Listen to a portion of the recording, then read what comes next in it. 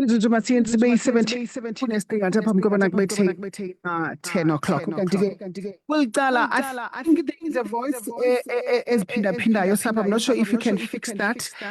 Kweli cala ke kuthiwa ke namhlanje ke sincokola nge-TB meningitis, eluhlobo ke lwe-TB oluhlasela ingqondo nemithambo luvo. Abantu abaninzi ke bayayazi i-TB okanye abantu abaninzi bazi kakhulu nge-TB yamaphaphu, kodwa abazi ukuba le intsholongwane ingakwazi nokungena engqondweni ibangele umonakalo omkhulu kuba anyangwa kwangethuba. I-TB meningitis iyingozi kakhulu kuba iqala kancinci, umntu abe nentloko, umkhuhlane, adinwe aze kamva aphazamiseke engqondweni. So today we are focusing on TB meningitis, a serious form of tuberculosis that affects the brain and spinal cord.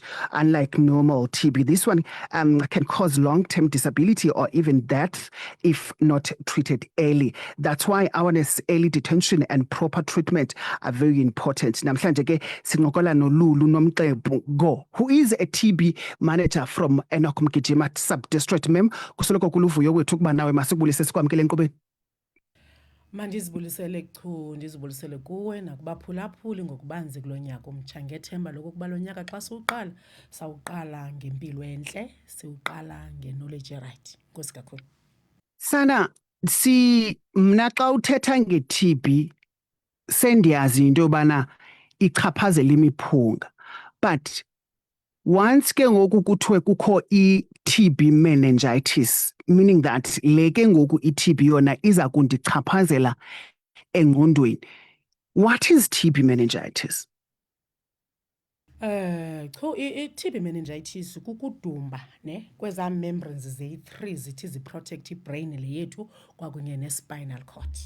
Yinto apha eyenziwa iba bacteriological, yayiva, then okanye ibe viral. Xa sithetha ngento e-viral ke sithetha ngezinto ezinjengee-COVID, into ezosulelayo, yayibona into ezinjengee-flu, ezaa zinto ezosulelayo.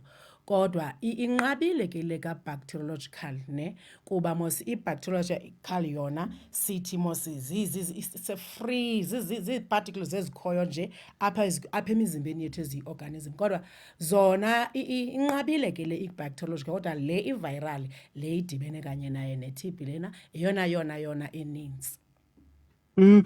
Ndicela ubuza sisilulu ne, andivele ndibe meningitis ndiqale ndibe nale i-TB yemiphunga, or i-meningitis zihambela yodwa, i-TB yemiphunga ihamba yodwa, okanye ndiqale ndibe nale i-TB iqhelekileyo, then if ayinyangwa idevelophe to i-TB meningitis?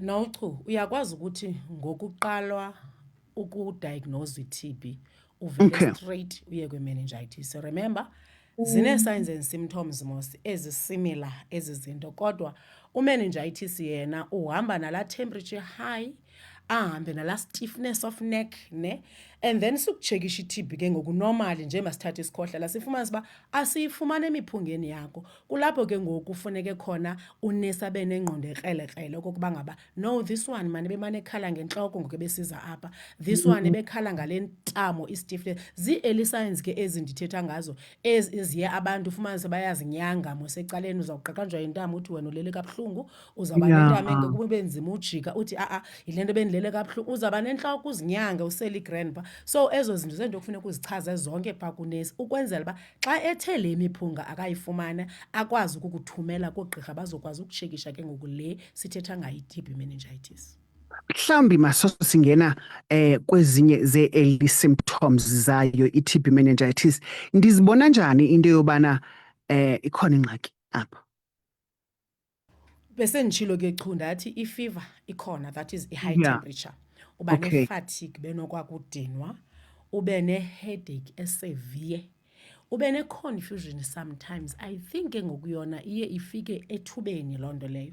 ube ngulaa mntu uyayibona mos umntu osidla ngomdiagnose kulaa mntu uphefumla quickly ubreatha msinyane esithi une-difficulty in breathing ne sibe une-dizziness kufuneka zijonge ke ezi zinto ne ajonge la dizziness amane ichaza uba nenozia ke ufumanisa uba ehleli nje ungumntu onari uyavomitha ne une-drowsiness ehleli nje ungumntu ozelayo ne akadibani ke nelight akadibani ke amehlo wakhe ufumanisa uba affected akajongi kakuhle uthi xa idibene nelight kube ngathi ngaske angajongi akatyi ke lo mntu njengalaa mntu une-TB ngoku njengokuqhela kwethu ehleli njena ke uzive engaphilanga but akayazi kutheni engaphilanga nje zonke ezo zinto kufuneka athi xa ezivile azame ke ngoku ukumvula amehlo usister umntu mosogulayo uthi xa kusithiwa abanye ke mosibuyakhumbula sinama amanesi amatsha singekawatreyini nalapha ethibhini athi xa edibene nalo nesi xa esithi hayi andiyiboni i-TB apha kodwa aphinde aphikelela amxele kodwa kukho le nto ale hate azichaze zonke izinto endithetha ngazo kunesi. Sisilulu i-TB isoloko ingumnina okanye ibe ngumkhuluwa we-HIV. Xa sifumene i-HIV siye sithi masikhangele ne-TB. Xa sifumene i-TB sithi tyhini masiyikhangele i-HIV because kusenofumaniseka into yobana ikhona somewhere up.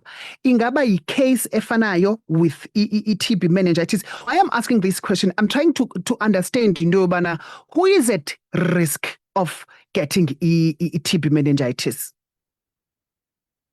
Masiqale kanye ngaba bentsholongwane kagawulayo.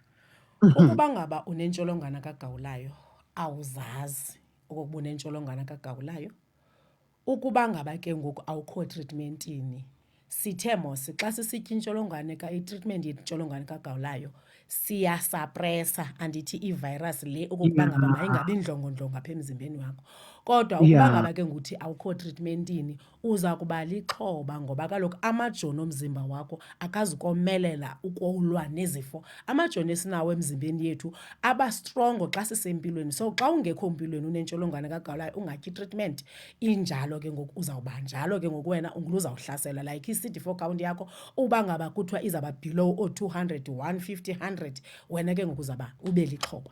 And then kunabantu ke chu uyayazi uba ndithetha ke mna ke ngecase endikhe ndayimaneja eclose to me.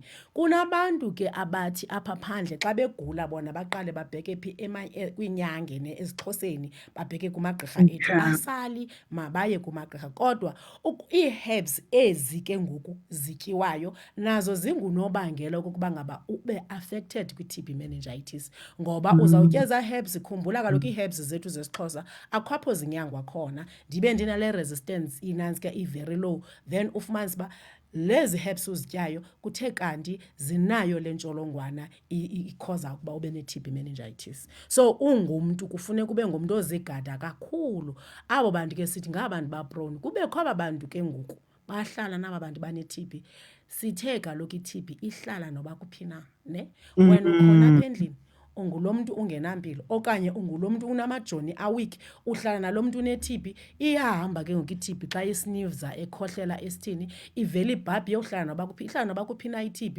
izomafektha ke ngoku osuleleke sidibene naye ke ngoku esulelekile. Sisilulu xa sincokola nge-TB soloko sisithi ikhona i-treatment ye-3 months ikhona i-treatment ye-6 months ikhona i-treatment ye-9 months ingaba nakwi-meningitis ilolo hlobo? Oh cho asiyityi kwi-6 months iku-9 months yona to 12 months i-TB meningitis. Ayinyangeki kamsinyane ithatha ithuba and kubalulekile umntu osetreatmentini ye-TB meningitis okokuba ngaba makasisiloko esiya gqulo ngeza data zinikiweyo ekliniki uba makabuye ukuba ngaba kuthiwa uzawuthunyelwa kugqirha angayiphosi into yoya kugqirha ngoba kufuneka kuyo yonke le 9 to 2 ithi izigqithe ke ku-9 months kube kanti mhlambe nawe umane iphazamisa i-treatment yakhe kanti xa eyityile kakuhle wabhaqwa kuse-early at the same time uyayitya ke 9 months yakhe ayigqibe kodwa ke iyakwazi ugqitha kula 9 months iye ku-12 months. Sisilulu okugqibela nje mhlawumbe umphulaphula uyazibuza ekhaya into yobana kwenzeka ntoni into yobana uchuma angayinyangi i-meningitis yakhe? What happens in cases where mandithi ke hayi lolwazi masithi lolwazi abantu abaninzi abazi kakuhle apha ngaphandle nge-TB meningitis. Ubuyakhumbula sisoloko sithetha ngale TB yemiphunga yosulelayo, andithi Yes. i-TB yona yo-TB yosulelayo yile yemiphunga. U-TB meningitis yena akosuleli as such, ne? Kodwa ke ngoku ndicinga nawe undichukumise endaweni yokokuba ngaba kufuneka nathi singabantu bezempilo siqubule izikrweqe zethu, singene kwi-community yethu sibafundise, ngoba abantu bethu ixesha elininzi besawufumana ezi signs and symptoms ze-TB meningitis, ezi headache zingabahlalisi kakuhle, azibone ngaboni, ucinga ngothakatho ahambe ayephi, It's very much koosiyazi true. bethu esingabagatyiyo. Ixesha elininzi ufumanise uba uhamba phaa angezi apha kuthi. Ufuneka ke ngonathi siphume iphulo noosisimandi sifundise abantu bayazi okokuba ngaba i-TB ayiphelelanga miphungeni kuphela. Ikhona i-TB meningitis ingozi kakhulu, eziba sowutshilo okokuba ngaba ikushiya unesiphawu, uba naso isiphawu esinayo onaso, it's either uzawuhamba nge-wheelchair, uyayiqonda, kuba kaloku sithe inaso iafektha nespine le nto. So kufuneka ke ngoku siphume phaa phandle sihambe abantu siyobafundisa nge-TB meningitis ukwenzela bayazi okokuba ngaba mabahoye. Okwesibini, kufuneka sibe ngathi siyaqinisela kumanesi wethu ukuwatreyina ukwenzela babe nantoni nolwazi oluphangaleleyo, ukwenzela bathi nca kwii-guidelines zabo bajonge okokuba ngaba lo umntu xa eze enentloko mandingamjongi nje ngokwa-depression kuphela, mandiyazi uba ikhona enye into eyingozi enjenge-TB meningitis ekufanele uba ndiyayikhangela kuye. Sisilolu wethu, siyabulela kakhulu ngolu lwazi, sichola nto ube nemini emandi wethu ukusuka ngokubheka phambili. Mandibulele kakhulu kuwe Chuku, ndibulele nakubaphulaphuli ngokundimamela. Inkosi kakhulu. Ngathelela impilo yakho.